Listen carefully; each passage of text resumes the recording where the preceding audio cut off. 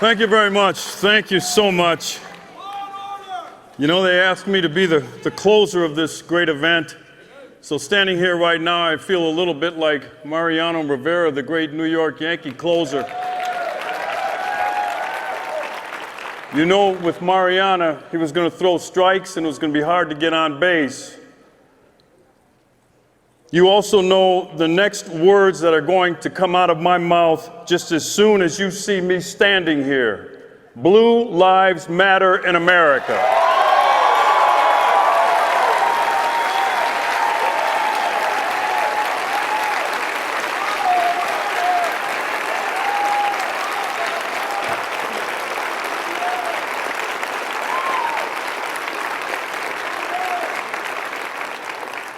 In 1964, the great communicator offered us stern advice.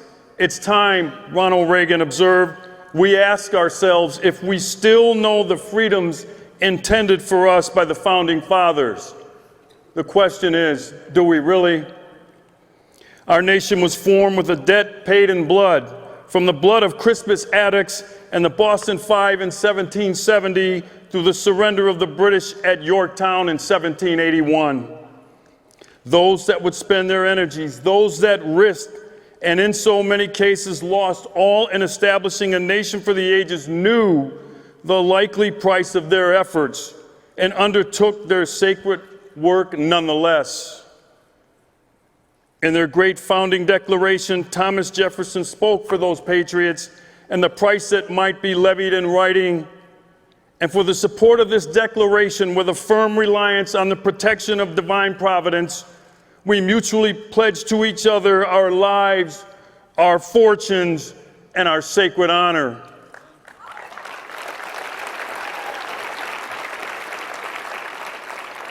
And to what purpose did our founding fathers and the soldiers of our great Continental Army strive?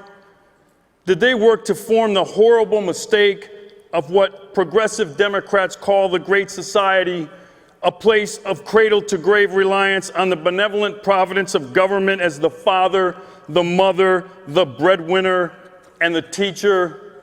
I think not. You see, General Washington was rightly and fiercely proud of the nation that he believed lay within the grasp of the colonists as they struggled to tear it away from the corpulent arms of an overbearing King of England.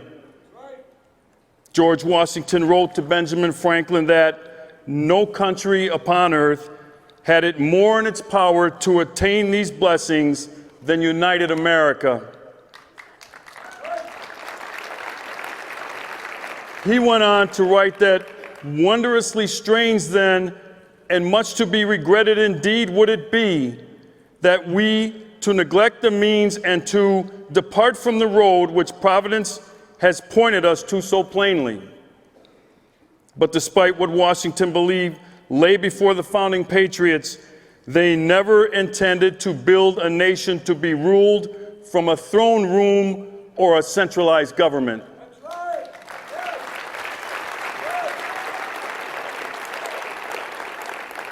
And they weren't building a land where Boston or Philadelphia or New York City or even today's capital city that bears his name would dictate terms and conditions to the American people.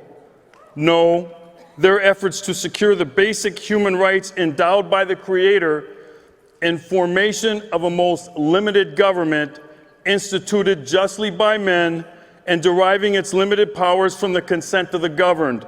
They embraced the concept of self-rule.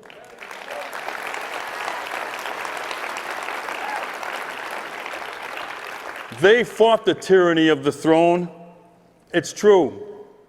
They fought to end the abuse of the colonies at the hand of an uncaring and unsympathetic master, but seemingly forgotten, yet chief among the complaints outlined by Jefferson in his great declaration was the refusal of the monarchy to craft and enforce needed laws. Wholesome and necessary, Jefferson said, to the public good and of immediate and pressing importance, they told the King of England. The law, they said, a law that works, a respect and reverence to the rule of law. These goals were as key at the founding of our great republic as the need to satisfy our thirst for freedom in religion, in assembly, and a free and unfettered media that we keep hearing so much about today. And so it was through the challenging first century, leading to the great upheaval of the Civil War, when the very survival of this republic was at issue. The great emancipator hearkened back to Jefferson's words in spurring his Congress to action, asking his generation whether they might be as brave and bold as Adams and Jefferson and Madison, as willing to risk and win or risk and lose at the same level. Abraham Lincoln said, "Let every American, every lover of liberty, every well-wisher to his posterity swear by the blood of the Revolution never to violate in the least particular the laws of the country and never to tolerate their violation by others." Lincoln said that as the Patriots of '76 did in support of the Declaration of Independence, so to the support of the Constitution and laws, let every American pledge his life, his prosperity, and his sacred honor. Lincoln said, "Let every man remember that to violate the law is to trample on the blood of his father and to tear the character of his own and his children's liberty." Abraham Lincoln is among our greatest examples of the courage of conviction and of the powers of morality and resolute belief. In reason, surely, but primarily and notably in respect for the law. To Lincoln, not just the president by the legislator and trial jurist, no, the law itself was justice. It was morality. It was providence itself, as all that was good and right in our American life flowed from its wellspring. The law and respect for the law and the humble willingness of all Americans to follow both the letter, but more importantly, the spirit of the law, defines our national character and our identity. Lincoln prayed that reverence and allegiance to the law would be on the lips of every American mother and child, taught in our schools and colleges, be preached from the pulpit, proclaimed in the legislatures, and sternly enforced in our courts of justice.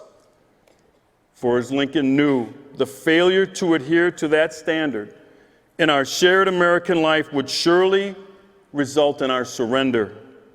First, to the immorality of convenience, then to the sloth of inaction, and finally, to the shame of irrelevance. We joined together this past week, having traveled distances measured in both miles and in some cases in days, to come to the banks of a great capital city made of granite and marble. And on our travels here, we surely felt the great pride associated with traveling to a city named for one of the greatest leaders in America.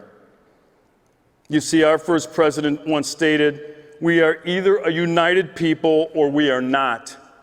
He said, "If it is the former, then let us in all matters of general concern act as a nation which has national objects to promote and a national character to support." He said, "If we are not, then let us no longer act a farce by pretending to it."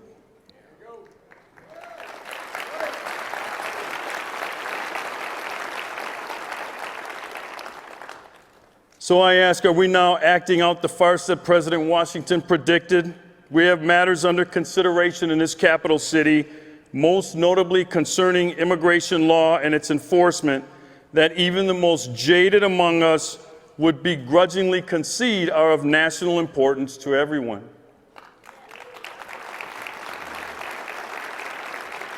We have border states, most notably on our southern border, that have to date disproportionately borne the brunt and burden of our failure to act over the past decades. But is there a state in this union in which the impact of that failure is not keenly felt by the American people? Yet we seem to have fallen to a place and a time in our national discourse where even the mere restatement and affirmation of laws long ago crafted and duly enacted by our constitutional republic's legislature Laws that were formed and codified in the people's house by the people's representatives is now considered controversial?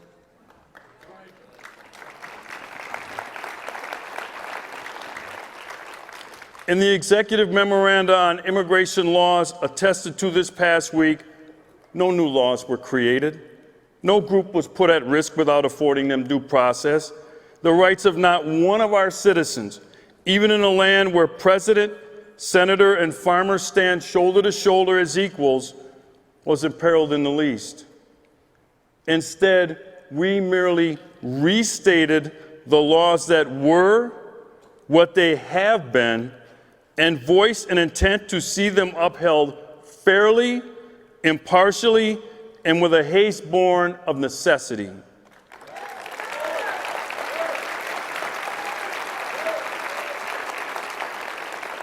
And yet, in our modern times, that is viewed in some circles as oppressive, as controversial, and as wrong. Seriously? Homeland Security Secretary and retired Marine General John Kelly wrote, "Through the passage of immigration laws, Congress has established a comprehensive statutory regime to remove aliens expeditiously from the United States and according to," now listen to this, "in accordance with all applicable due process of law." Secretary Kelly further stated that, "I am determined that the faithful execution of our immigration laws is best achieved by using all these statutory authorities to the greatest extent possible."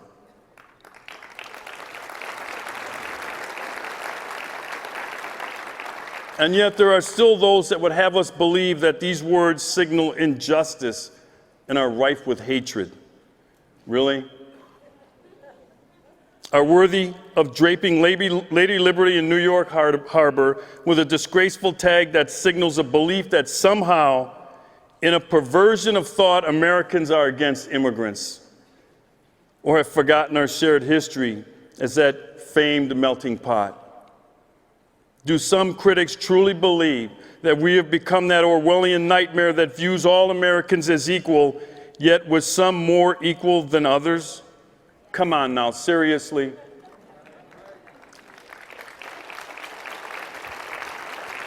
You see, those that oppose the rule of law and the applicability of the law in immigration, surely, but in other avenues of American life as well, they offer no vision, only lawlessness, obstruction, and chaos.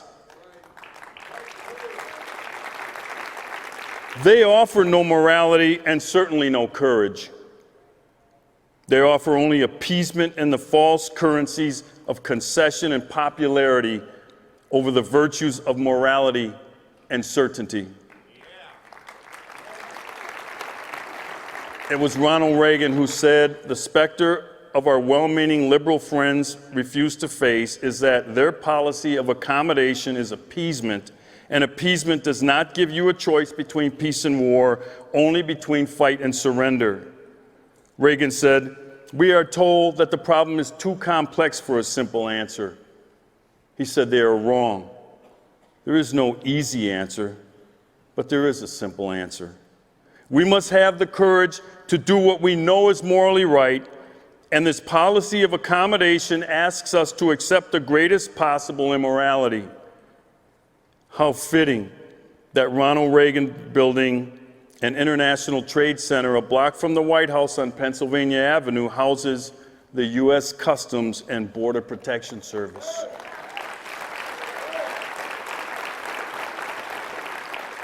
And think just for a moment about how that refreshing and bold, his brave and soaring language sound in an era in which so many of our liberal legislators mark as their key data point in crafting policy how many Facebook likes their pages get, or what the latest internet polling shows, or how many smiling emojis follow their every move.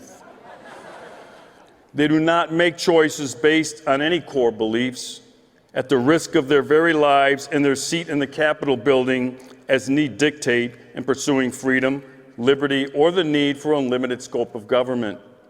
And they are certainly not prepared to be bold and aggressive in leading, or to boldly leave the safety of the middle to enact the agenda that the American people have cried out for. I, for one, find no safe harbor or vista-like view on the middle ground, wheedling and seeking for others to acknowledge the virtue of my actions. You see, I, like President Reagan, see things not only as left and right, but as forward and backward, swimming sometimes against a powerful tide or simply treading water, fundamentally failing our duty to make any choice at all by voting present.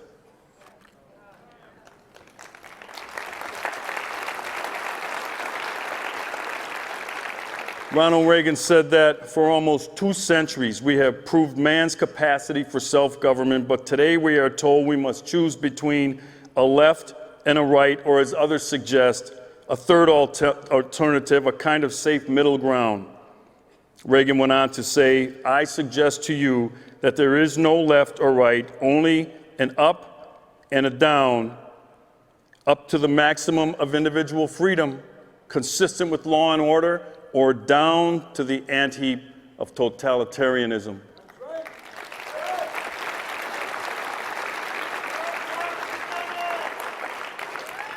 As a career cop, as I call myself, I've spent my life's work to date in the noble field of public safety, a profession whose very success is dependent on the moral and legal authority and generously bestowed powers of the governed. That's you, the people.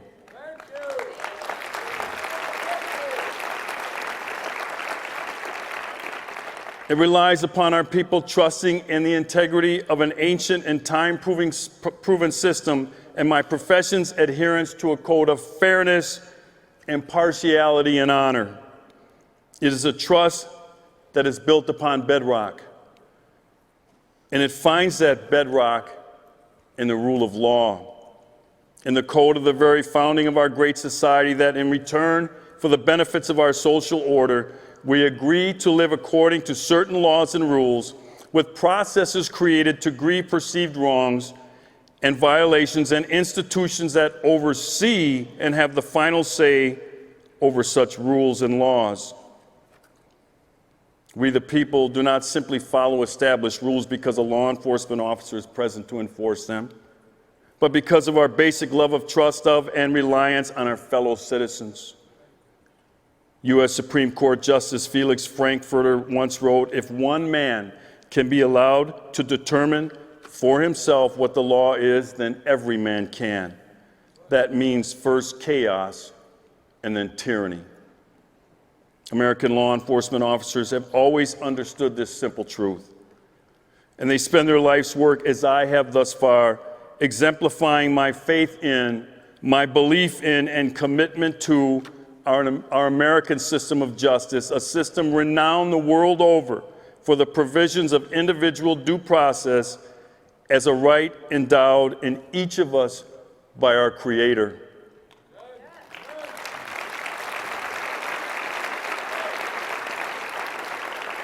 The rule of law doesn't divide us. It binds us together in our great American life with shared behaviors, beliefs, and manners. I call it, as do many of you, American exceptionalism. We are a nation of limited government in which everyone willfully and as a matter of civic duty must obey the law.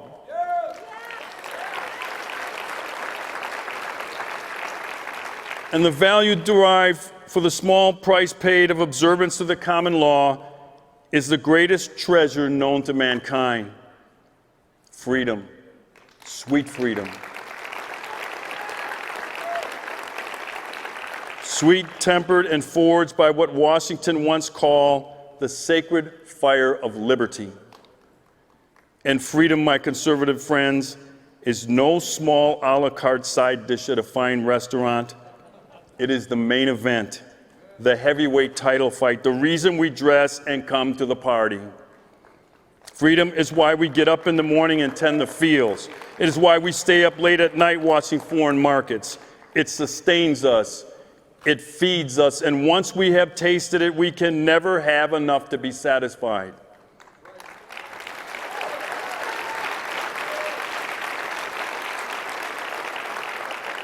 Reverend Dr. Martin Luther King Jr. said, "A piece of freedom is no longer enough for human beings, nor for the nation. Unlike bread," he went on to say, "a slice of liberty does not finish hunger. Freedom is like life. It cannot be had in installments. Freedom is indivisible," he said. "We have it all, or we are not free."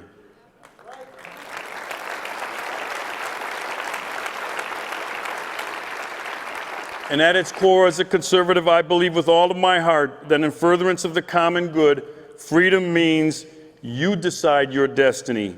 You, your family, your household, your neighborhood, your small town, your state, and yes, in those few matters of national scope, your nation. But to cede is a matter of simple course of expediency. To cede those powers too quickly or injudiciously to Washington, D.C. is just plain wrong. And it always has been. So as Ronald Reagan said, we have come to a time for choosing. President Reagan challenged us that either we accept the responsibility for our own destiny or we abandon the American Revolution and confess that an intellectual belief in a far distant capital can plan our lives for us better than we can plan our own lives. How refreshing is that simple concept that we who run our lives know the course of our own destiny better than some congresswoman from California,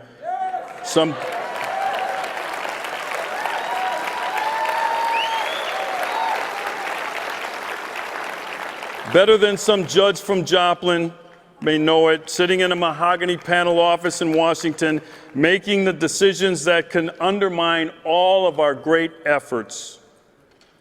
And how refreshing to see a return to that respectful thought of the importance of self-determination and a turn away from the conceit and arrogance that was its predecessor at 1600 Pennsylvania Avenue before January 20th, 2017.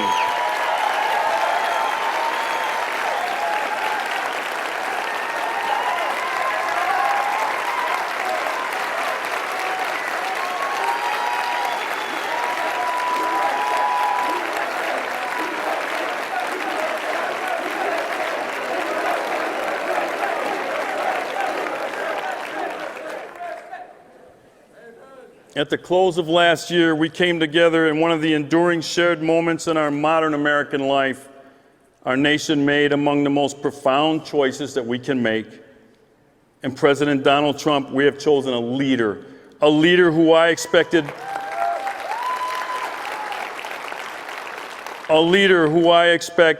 many of you in this room well know I both campaigned and vigorously supported for the highest office in this land.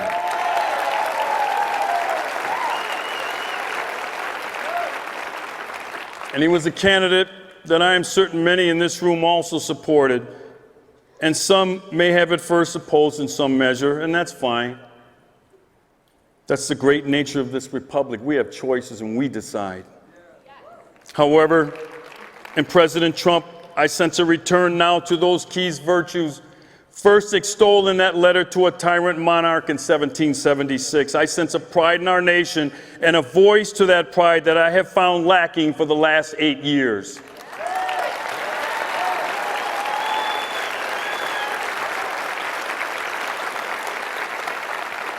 We were constantly told by former President Obama that America needed to humble itself.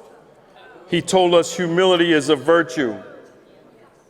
But false humility is an affront to the senses. And pride in the greatness and might of our nation has never been a sin.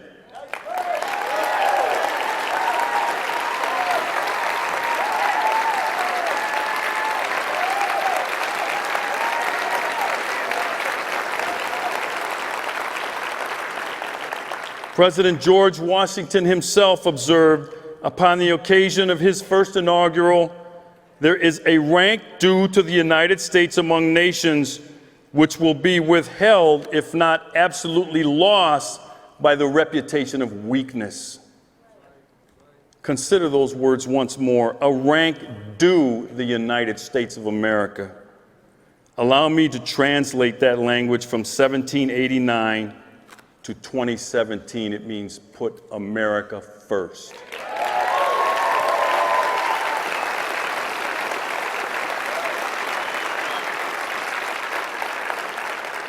Last month, I had one of the greatest experiences of my lifetime as I joined so many in a solemn and dignified ceremony steeped in tradition on the steps of our nation's capital in the inauguration of our 45th chief executive. And the mainstream media chose largely to mock and taunt the image of our nation laid before us by our newest chief executive. They desire to convince we the people that his vision is dark and feral. No, it's not. Yet those that held the office before President Trump would rise up from their graves and nod in agreement with the importance of our shared effort and potential for reward that President Trump offered us when he said, "We, the citizens of America, are now joined in a great national effort to rebuild our country, restore its promise, not for an elite few, but for all of our people." He said, "Together, we will determine the course of America and the world for many years to come." President Trump reminded us, we will face challenges, we will confront hardships, but we will get the job done.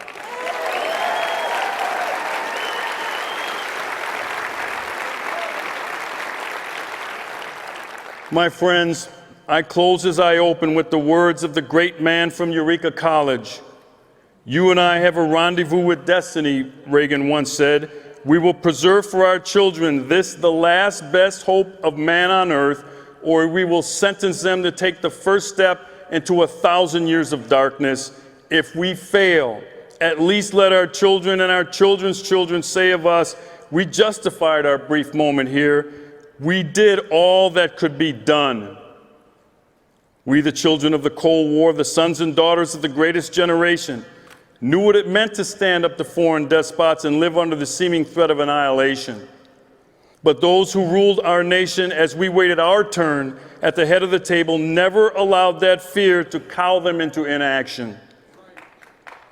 So now at this time, and for this generation acting under the mantle of our leadership, we must ask this question: what will our children say of us?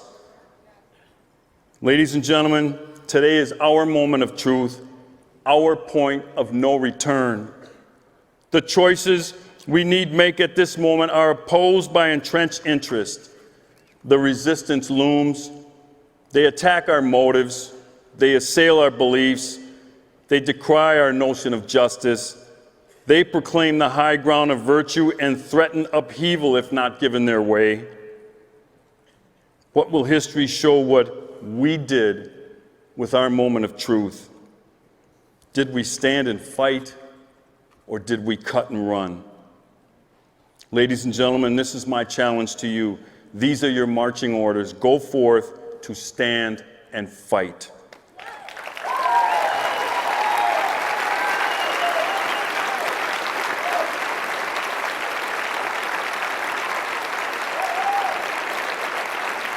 Thank you so much. May God bless you, and may God continue to bless these United States of America.